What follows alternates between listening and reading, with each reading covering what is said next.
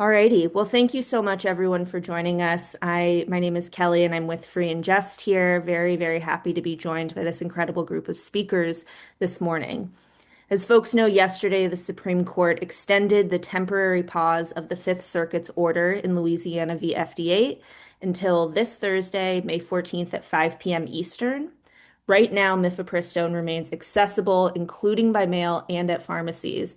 But if the Fifth Circuit's decision is allowed to take effect, it would reinstate a nationwide requirement that people travel, sometimes hundreds of miles, just to pick up medication that medical experts continue to affirm is safe and effective. Once again, millions of Americans are on the edge of their seats waiting to find out if they have care. Today, we have an incredible lineup of speakers who can offer more insight into what's at stake right now and what's to come later this week. And with that, it is my honor to introduce Congresswoman Jennifer McClellan. Thank you, Kelly. As you heard, I am Congresswoman Jennifer McClellan, and I am the chair of the Reproductive Freedom Caucus's Abortion Rights and Access Task Force in the House of Representatives, and I represent Virginia's 4th District, Virginia, which is one of the only safe havens for access to abortion, the only safe haven in the South.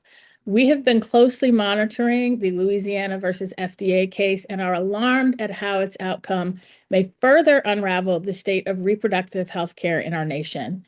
Though the state maintains access for now, the kind of uncertainty we're facing continues to leave millions in limbo.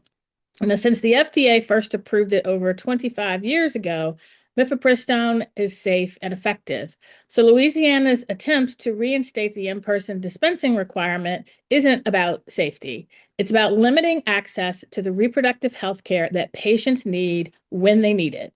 And by effectively banning the distribution of abortion medication by mail, this attempt makes it harder for women to choose from the full spectrum of reproductive care options that they and their provider feel are necessary. Louisiana's attempt to further restrict this vital medication could have implications not just in the Deep South, but nationwide. So, what does it mean? It means that millions of patients will be left to face the consequences in a system that already undermines and disregards their healthcare outcomes. Women of color, those in rural areas, healthcare deserts, and low income and working women would be left without the resources to see the provider in person, will be disproportionately bearing the brunt. It means that as the maternal mortality crisis continues to worsen in this country, women who need mifepristone to manage miscarriages at home will be put at further risk, which could delay recovery and even lead to death. It means that what should be a private decision between patients and their providers about when, whether, and how to become a parent will once again be determined by the court's intervention and politicians. Throughout my time as a public servant, first as a member of the General Assembly and now in Congress, the first woman to be pregnant while in office in the Virginia House of Delegates, by the way, I have championed reproductive freedom and fought for protection at the state and federal level. I learned firsthand about the urgency of ensuring access to reproductive health care and a legislative body that lacked that lived experience. And when I almost died in childbirth, when I developed placenta previa and my placenta ruptured, and my daughter spent 6 weeks in the NICU, I was grateful that as I was wheeled into the emergency room, my doctor could make the decision that she felt was necessary in that moment without fear of prosecution. And that afterwards, I could have the birth control that my provider felt was necessary and right for me. But my daughter and millions of others won't have that same peace of mind. Louisiana versus FDA follows a long line of behavior from Republicans and a majority conservative Supreme Court who have worked to restrict access to abortion, contraception, and more. And when Roe versus Wade was overturned in the Dobbs decision, we saw nearly 50 years of progress rolled back as I became the first generation of my family to lose a constitutional right in my lifetime. Americans have been forced to travel thousands of miles to access the care that they need, and women have died waiting for simple procedures that could have saved their lives because hospitals didn't think they were close enough to death. Today, women who live in states with abortion bans are 2 times more likely to die from pregnancy, childbirth, or postpartum complications.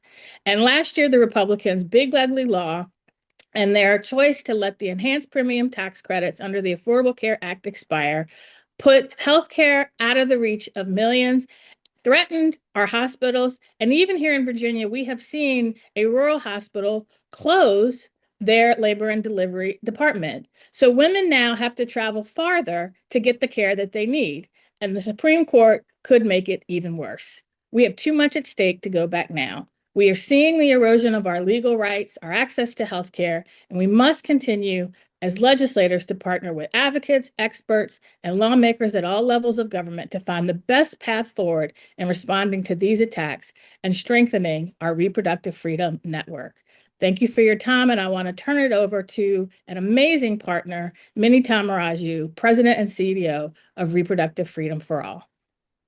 Thanks, Congresswoman. And I just want to appreciate your leadership in the caucus, all the incredible work you've championed in Virginia. We've got a ballot measure coming up in Virginia, another one. Let's hope this Supreme Court doesn't continue to screw around with Virginia.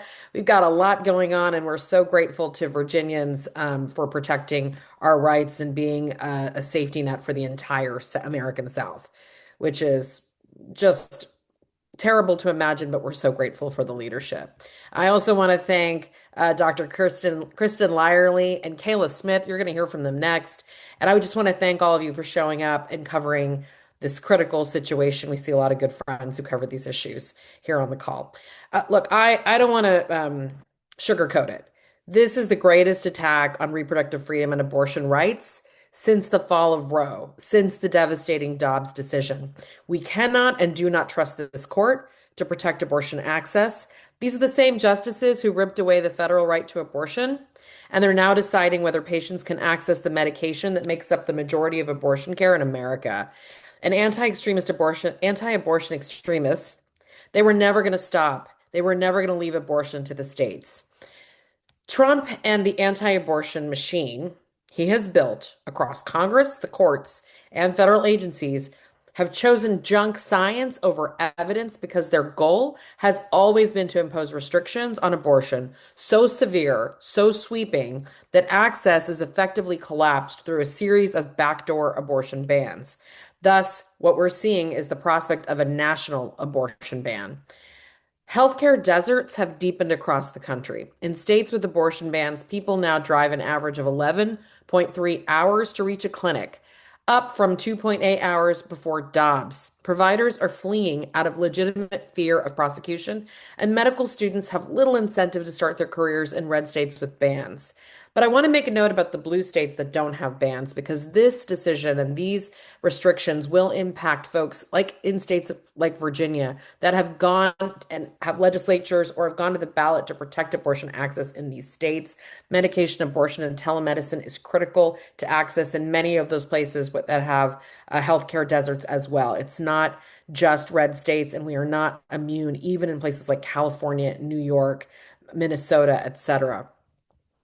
More than 1 in 4 people who have an abortion in this country, in red states and blue states and purple states, rely on telemedicine, even in states where abortion is legal. As I said, this effectively ends access entirely for people in rural communities, survivors of domestic violence, and anyone who cannot take a day off of work or arrange childcare to get access to an abortion in a clinic. 8 in 10 Americans support legal abortion. Republican lawmakers know this is a losing issue for them.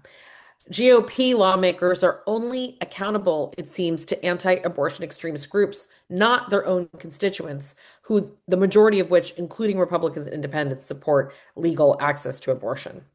That's why this White House met with anti-abortion extremists last Friday. That's why they're floating potentially firing the head of the FDA, Martin McCary. They know they can't win on the issue. They know that their policies are unpopular, so they're using every lever of government they can to ban abortion nationwide. But we're going to keep fighting until every person in this country has access to the care they need, no matter what state they live in. And we're going to organize to hold anti-abortion lawmakers accountable. And we're privileged to do it with this group of folks. And now it's my pleasure to introduce you to one of those fighters, Dr. Kristen Lyerly. Brilliantly said, Minnie. Thank you so much. It's always such a joy to be with you. And thank you, Congresswoman McClellan, for your leadership in this issue. And Kayla, I'm thrilled to be present here with you today. It takes a lot of courage to tell your story. So thank you for showing up. Friends, I am Dr. Kristen Lyerly. I am an obstetrician gynecologist, and I'm here because I just want to take care of my patients, and they need care. My patients deserve a doctor who will show up for them, not just in the exam room, if they can get there, but also here as an advocate, because for some crazy reason, women's health is inherently political in this country, and politicians and judges are acting as if they know more about practicing medicine than healthcare providers do. They don't. Let me be very direct about something that you've heard from both the congressman and Minnie. Mifepristone is safe. It is effective. It has a 25-year track record in this country. It has been studied more thoroughly than most medications on the market. When somebody tells you otherwise, they are not following the science. They are following a political agenda. I can tell you from personal experience, I practice in Minnesota, a blue state. My patients have legal protections, but even in rural northern Minnesota, I refer my patients who seek abortion medication, mifepristone, even when they're just managing a miscarriage because it's the same procedure. I send them to telehealth because they can't access mifepristone in our rural community. I'm going to say that again because it's really important. We think about this affecting red states, but it affects blue states too. In a blue state, I refer my patients to telehealth for miscarriage management and abortion care because they can't get mifepristone in their own community. Attacks on mifepristone are part of a pattern. It's a coordinated, politically motivated effort to insert ideology into medical care and to use the apparatus of government to do it. I mean, I'm sure you've already seen the clip. As recently as yesterday, we watched members of the administration flail in the women's health arena. Dr. Oz trying to define his new term, underbabied, as if people seeking reproductive care are livestock to be managed. It's really surreal. We've watched this administration make promises to people who are desperate to start families, people who are spending their life savings on IVF, on fertility treatments, and then the administration fails time after time to follow through in any sort of a meaningful way. And then this week we saw the launch of moms.gov, a government website about motherhood that is not grounded in science, does not reflect the reality of our maternal health crisis, and appears utterly unburdened by the knowledge that the United States has one of the worst maternal mortality rates in the developed world, especially if you are Black or Indigenous or come from an underrepresented population. This is propaganda, and it hurts people. And all of it is a concerted effort to undermine the autonomy, health, and lives of women in this country. As a physician, I took an oath, and that oath doesn't have an asterisk. It does not say provide the best possible care unless a politician objects. My patients trust me, and I will never betray that trust by staying silent in the face of these attacks. Now, I want you to hear from somebody who can speak to exactly what's at stake from the other side of the exam room. It is my pleasure to welcome Kayla Smith, a patient advocate who has relied on mifepristone and whose story is exactly why we are all here today. Thank you so much. I really appreciate it. And it's an honor to be here with everyone today as well. I lived in Idaho when I found out that my second pregnancy at our anatomy scan had several fatal fetal anomalies. And of course, it was 2 days after the trigger law went into effect. So not only were my physicians scrambling to figure out what they could do and what they couldn't do since it was so new, and there were no options for me in the state of Idaho. So we traveled to the state of Washington to receive care. And actually, these two medications are medications that I received in my induction of labor. They are very commonly used, right? And while that was like a very horrific experience for me, they're very safe medications. Even someone very close to me recently in the state of Washington had a miscarriage. And She was receiving care at a religious affiliation hospital, so they were like delaying care as well. She actually ended up going to Planned Parenthood and having to pay out of pocket to get mifepristone.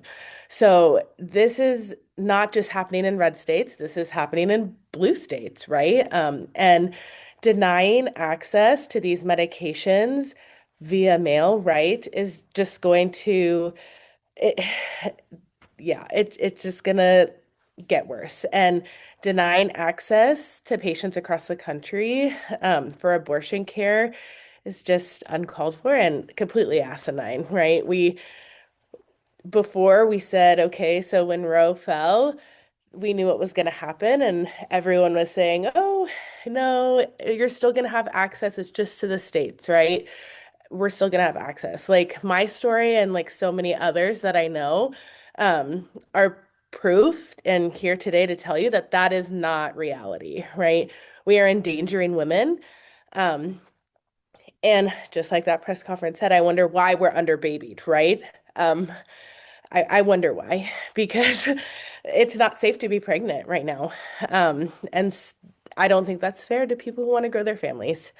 So, yeah, thank you for everyone here today. And yeah, we know that these medications are safe. So everyone should have access who wants access. Thank you so much, Kayla, and thank you to everyone who spoke on the panel this morning and to all the folks who are joining us on Zoom. I see a couple of questions coming in, but if you're watching us on Zoom this morning and you'd like to ask a question of the panel, you can either raise your hand in Zoom to come off mute or submit that question in the chat function. So again, you can raise your hand to come off mute or submit questions in the chat. I do see a question coming in from Gabrielle Etzel at the Washington Examiner. Dr. Lyerly, wondering if you can speak to the concerns over so-called abortion coercion while still having online access to medication abortion. Gabrielle is asking if there is any concern for women who are being allegedly coerced into abortion here. This is a common concern that we hear from the other side. And the, excuse me, the incidents of this are extraordinarily low. I'm against all coercion. I think it's a terrible crime, but we know that telehealth administration of these medications is safe, it's effective, it's necessary. It's the only way to reach people who live in states like Louisiana and Mississippi and Tennessee. It's the only option. So, yes, to be very clear, coercion is bad, but maybe we should focus, if that's what your concern is, on the other forms of coercion that cause problems, not this, because this is not a major issue. It is just a political talking point. Thank you, Dr. Lyerly, and thank you, Gabrielle, for that question. I do see a hand up from Kara Smith at Inside Health Policy. Kara, I have unmuted your line if you would like to go ahead and ask your question. Hi, yeah, I was just curious if you guys thought, we have the extension of the basically stay on the stay from the Fifth Circuit decision, and it's extended until the day of the Supreme Court's next status conference where they pick up cases to for the term. And I was just curious if you guys think that the case might land at the Supreme Court before the end of this term, given that they extended it until the status conference. Yeah, my understanding is that's actually what the state of Louisiana has asked for.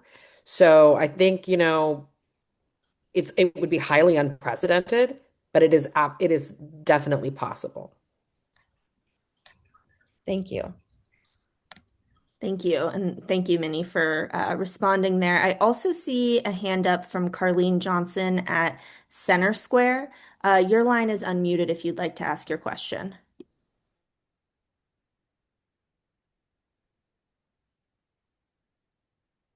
And you might need to come off mute if you're asking your question now.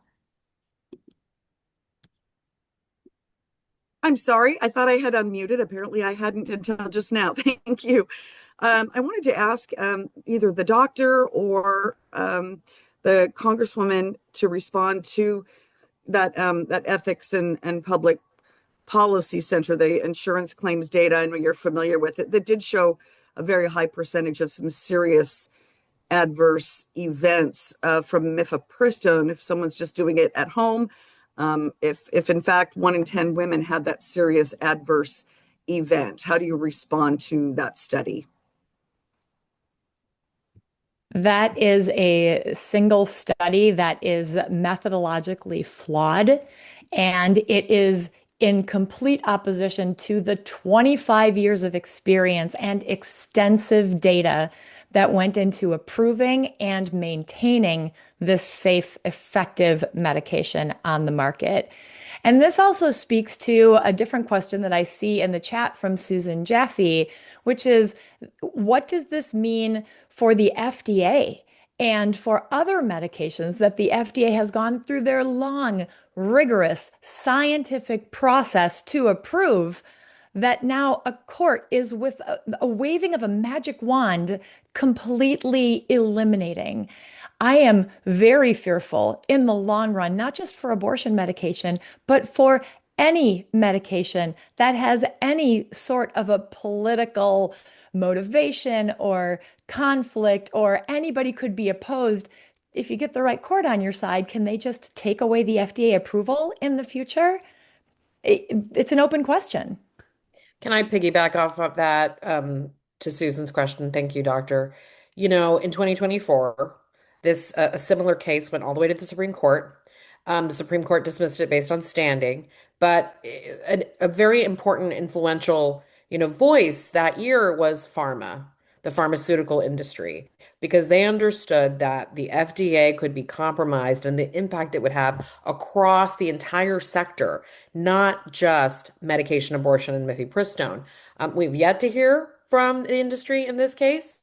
I would like to hear from them, and we will be encouraging them to speak up because of the massive ramifications. But it's really interesting. In 2024, the Biden administration mounted a vigorous defense of the FDA, and yet now we are seeing utter chaos at the FDA, and the FDA didn't even file an appeal to this case. Now, it's not clear that they had to per se, but it's very, very, again, unprecedented that they are not defending their independence and their authority and their science. And it's disturbing, and it's a disturbing trend about this RFK, HHS, and this FDA, coupled with, what's going on with the FDA, leadership right now and the Trump administration. It's sheer chaos. And I think there's a larger story there about the FDA being undermined, in addition, and medication abortion being the tip of the spear of how this admin wants it both ways. They want to cater to extremists, and yet they don't want to be caught doing it before the midterms. Thank you both for weighing in on that. I do see one more question coming in from Jalen Prislicka. She's asking if folks can elaborate a bit on how blue states might be affected. Sorry, they were just coming to me right when you started to say something. Oh. There we go. Wondering if folks can elaborate a bit on how blue states might be affected, and what are women who need care going to do in a worst case scenario situation? That anyone on the panel can feel free to jump in there. As a healthcare provider who works in a blue state and has been affected by this, I can share my personal experience. I work in Minnesota, and when I have a patient who needs abortion care or miscarriage management, because it's the same procedure, it's the same medications, I can't get that in the town where I am. My patients have to drive over an hour in each direction, and they don't have the means to do that. So I send them online to telehealth so that they can get the care that they need.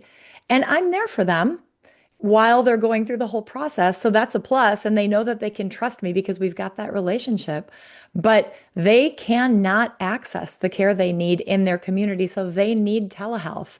Now, put that in the deep South in Louisiana, where there is not a brick and mortar clinic that can offer these services. And these people have to drive. I think, Minnie, you said it was 11 hours to go get that care. So they have to drive. But then think about the clinics in Illinois that are trying to take care of the entire region and the wait for these services. The pregnancy doesn't stop while they are waiting to get an appointment there.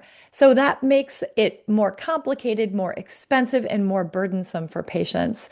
This truly is as impactful as Dobbs was for the entire country in states like Louisiana and Mississippi and Tennessee, because they just will not have access to this fundamental health care, not just for abortions, but also for managing miscarriages. And I'll add on that. We saw that in Virginia as well. When Dobbs fell and Virginia was the only state in the South without a ban or extreme restrictions, we saw people driving as far as Texas or flying as far as Texas to get the care that they needed. And that puts pressure on the providers here as we see the waits get longer. But think about if you're in the middle of a miscarriage. If you are in the middle of a miscarriage, you don't have time to drive anywhere. You don't have time to get on a plane. You have moments before you go septic. And that is what we're talking about. We have seen in states with bans where women are in the middle of a miscarriage and they go to a hospital and they aren't treated and they die in the parking lot. Or they die sitting, waiting for a simple procedure, simple medication. Now imagine that they can't go to a hospital. They can't get the care that they need by telehealth. More women are going to die. The United States has the highest maternal death rate of any other industrialized nation. It is getting worse. And for women of color and women in rural areas, it is worse. I almost became the statistic of someone, a Black woman who was 3 times more likely to die of pregnancy or pregnancy-related complications. And many of those are because of miscarriages. This is what is going to happen. Women will die. Yeah, can I just jump in? I know, Doctor. I'm sorry, Kayla, you go first, please. I didn't see you. No, totally okay. And like I had shared before, like this, I live in Washington State, right? We are a blue state. Yeah. My friend, who is actually a nurse practitioner, okay, so she is in the field, she is working this, has a missed miscarriage. It actually was just a gestational sac. There was no fetal pull, there was no fetus, nothing. She went and she had to wait 5 weeks with Unbelievable. multiple scans, and they would still not provide medication or a DNC for her. So she ended up spending $600 at, Planned Parenthood, and thankfully she has resources to be able to do that, right? To receive the medication that she should have received 4 weeks prior. Um, and also, I think we're seeing an increase in that because of lack of funding now, right, for Planned Parenthood. So it's multifaceted. But how asinine is that in a blue state already without any of this going on, without it being, not available via telehealth anymore? Can you imagine what's happening in red states, right? So, yeah. Yeah, I just want to add, and Dr. Lyerly can speak more to the science here and the practice, but there are alternatives to mifepristone. Patients should not, and providers should not have to be limited in those options. But misoprostol, the other abortion drug that's in the medication abortion combo, is still legal and available. And many providers, particularly Shield Law providers, are ready and planning to send misoprostol by mail. And I just want to give a shout out to the incredible mutual aid networks in the abortion rights movement, abortion funds, hotlines, legal hotlines, if, when, how, I need an A, M&A hotline. There's so many great organizations that are ready and have been planning for this because this was utterly predictable. We knew this was in the playbook. It's in Project 2025. And so our movement was prepared. But Dr. Larley can say more about the medicine behind this. Yeah, I can. It's good that we have another alternative with misoprostol.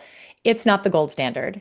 It is more burdensome. There are more side effects. It's less likely to work. There's more of a chance that you'll need a procedure to follow up. So if you were offered two options, one was a really good option and one was a pretty good option, you would probably go with the really good option. So misoprostol alone is fine, but meso and miffy together, misoprostol, mifepristone is definitely the gold standard and what we want to maintain for our patients. And it's what you would want for yourselves, right? One other thing that I wanted to speak to that I think is incredibly important is the confusion that all of this back and forth in the courts and everything being spread to the states has engendered in everybody, whether we're patients or activists or physicians or nurse practitioners, there is a lot of confusion about what we can provide, what we can seek, questions we can ask, who we can trust. And I think that is the biggest problem here. People don't know where they can go to get good information and to get the care that they need. And if they don't get the care that they need, it affects the trajectory of their lives. So if the more that we can do to reduce the confusion and to get good, accurate, timely information out to folks, the better off we all will be. Well, thank you all so much. I want to thank the Congresswoman, Minnie, Dr. Lyerly, and Kayla, and all the folks who are watching us on Zoom this morning. Please keep an eye out for a post-event release with a link to recording of the call and also information about how to get in touch if you have any follow-up questions. Again, I want to thank everyone for joining us this morning, and we will all be paying attention Thursday evening to see what happens at the Supreme Court. Thank you, everyone. Bye-bye. Thanks, Kelly. Bye.